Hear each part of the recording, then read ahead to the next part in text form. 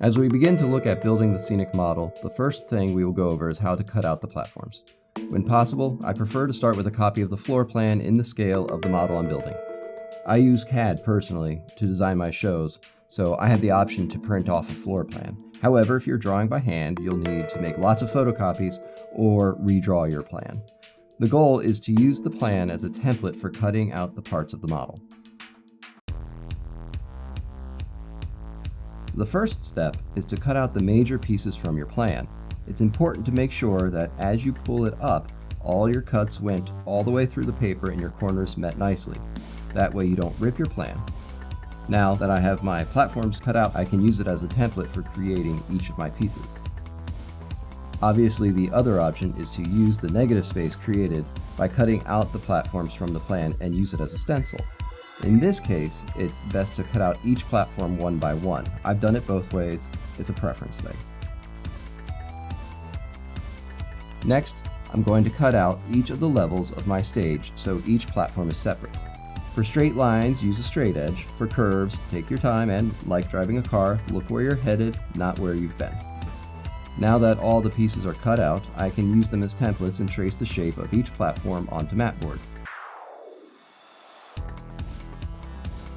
Let's just look at cutting out a single platform. I'm going to align the straight edge of the platform to the straight edge of the mat board to save some time, and then trace the shape. It's important that you don't push the paper around or fold it over as you trace, so be delicate. When you cut out the shape from the mat board, you want to make sure you have a nice sharp blade. I normally go through 3 or 4 blades on a single model. Second, don't try to cut all the way through the mat board on a single pass. You'll want to score it first, then make multiple passes to cut through it. This is especially important on curves. After the platform is cut out, we need to give it the proper height. The plan says it's 16 inches tall. Measuring the mat board in 1/4 inch scale, it is 3 inches deep, which means I need to add 13 inches of height. To do this, I'm going to use small strips of foam core. I'm using a white pencil so it shows up better, but a regular pencil will give you a cleaner line. Again, as you cut the foam core, don't try to cut all the way through on the first cut. Score it, then make multiple passes to cut all the way through. This will give you a cleaner edge. For my shape, I want to keep checking to make sure I've got the correct side up. So I keep checking it against my template. The black side is down. To attach the foam core, I'm going to use white glue. It doesn't matter too much where I put my pieces. I'll be adding a face to my platform later, so I just need to keep it clear of the edge. Now that they are glued on, I have a nice 16-inch tall platform. For the next piece, I have a ramp which goes from 0 inches up to 8 inches. This means I'll have to cut away part of the bottom to create an angle. First, I'll cut some with a knife, then I'll sand down the slope on an emery board. Yes, this makes an ever-loving mess, and will make you sneeze violently if it gets up your nose.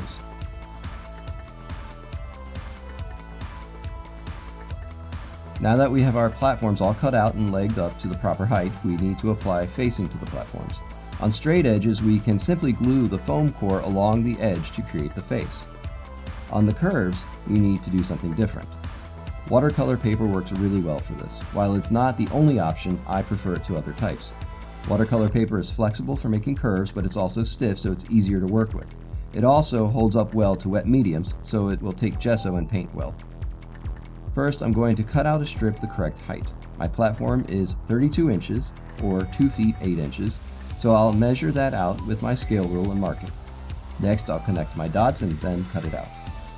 Just a reminder, a good blade makes a world of difference. I just put in a new blade for this.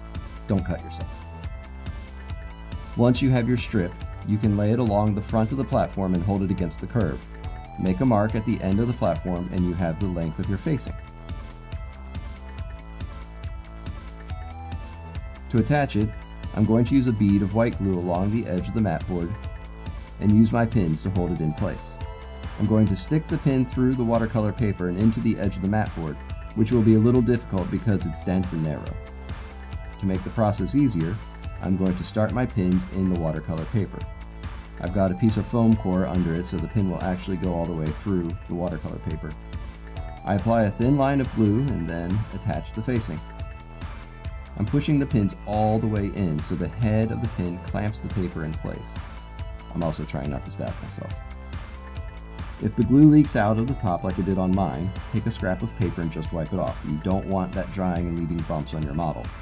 Keep in mind, a glue residue will leave a shine on your surface. But with this piece, I'm going to paint on gesso so it'll be covered up.